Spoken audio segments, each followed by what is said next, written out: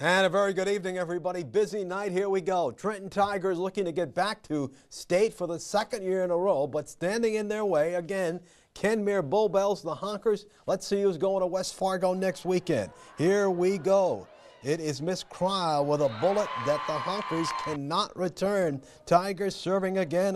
Good volley. We got Tigers diving on the floor to keep the play alive, and the Honkers are going to hit it out of bounds. So it was a battle royal. Here come the Honkers. Taya Alford, a good player. She comes up with a big play.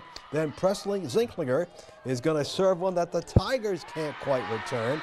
And then the Tigers come right back and make a very athletic play. It is Elliott Slater for the Tigers, just a sophomore, a fan of the Hools there, Carly and Kennedy. But the Tigers would fall to Kenmare Bullbells. Game scores 25-17, 25-15, 25-17, and 25-16. So we will be represented by the Honkers at state in West Fargo, and that will be next weekend. Third place, this was a real head knocker. Longtime rivals, Ray and Tioga. Both these teams playing well, and the Ray Jays came out on top 3-2. But what a terrific game for the sport of volleyball. Well, you need 2 wins to get to state. Coyotes were hoping to spin the upset and get one against Power Century today in Minot at the WDA. Let's see how it happened. Well, Pats led 2-0, and here they come again. It is Sylvia Taylor. This 6'1" junior had 7 kills. I think she was ready for the postseason. Maddie Collins has had a very good senior season for the Coyotes. Should be an all-stater in my opinion.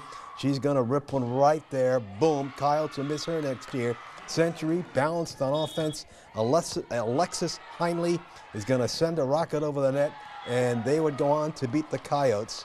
Game scores 25-11, 25-11, and 25-14. So tomorrow at 1 p.m. in the Magic City, Williston will take on Legacy, a club that beat them twice during the regular season.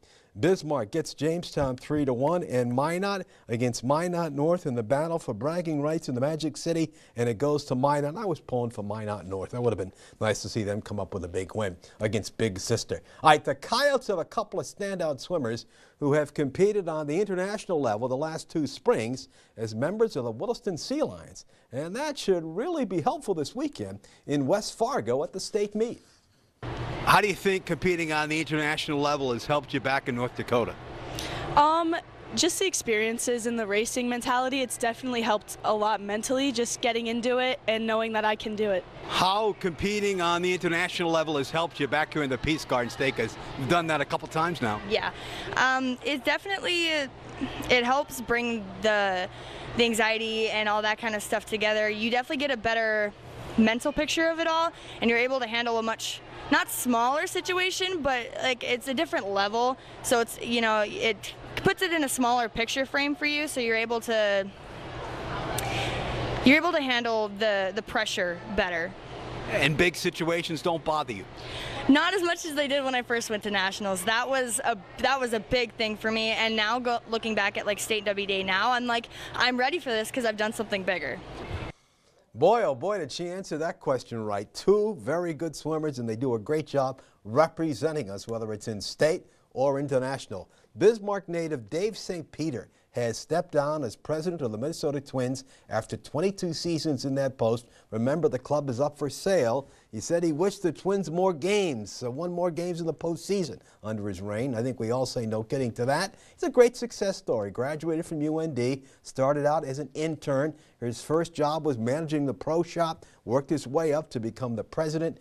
And because he loved baseball, no doubt was a member of the Bismarck Governors and came to Offutt Stadium many times to play summer ball. And when I would talk to young folks in the Mondack region, I would say, just because you're from a rural state does not mean you can't be successful in life. And I always use Dave as an example of that. So we congratulate him, and yet we sure wish that they would have won more in the postseason. But you can't blame him. I mean, he never took the field.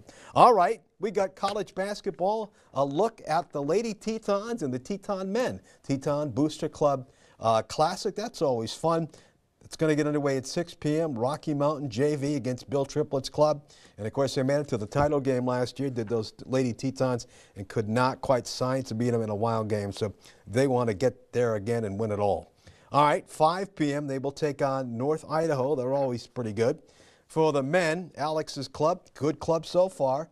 Rocky Mountain College JV against the Tetons, 7:45 p.m. A lot of new faces there. And then on Saturday, they'll take on North Idaho College at 6:45. We got a full day of football. Had the chance to cover this a few times. Dakota Bowl football all day, just like we like it. Class A, Kindred and Velvet Drake. 9-man will be a good matchup. Double A, we got Red River and West Fargo Horace, and then West Fargo and Cheyenne against Fargo Davies. Coyotes played a tough schedule. They had to play both of those teams, and they're in the title game. How about that? We'll see you after this timeout.